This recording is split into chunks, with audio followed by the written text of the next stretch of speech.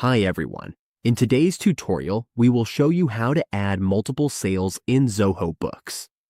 Recording multiple sales efficiently helps us save time, keep our revenue tracking accurate, and make sure our financial reports are always up to date.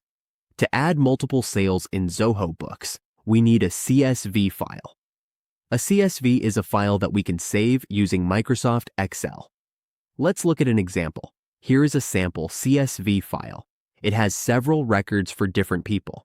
We can include both the last name and first name in one upload.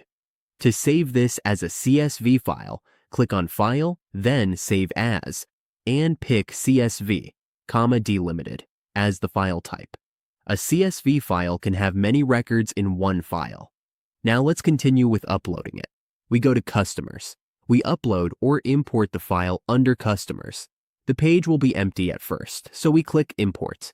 Select Import Customers. Then Continue. Once here, upload your file from your computer. We will see some setup options. If there are duplicates, we can choose to skip, override, or add both duplicates. When ready, click Next. Let's minimize this window. Now we can set the display name, for example, as the user ID. Let's match the fields. If all is a match, click Next. Make sure there are no errors. If something does not match, it will show. As you can see, it is loading now. When it's done, we can import our files here. For example, we have 100 imported files, not fields. Just click Import. Wait for it to load. Now it is done and uploaded in Zoho Books.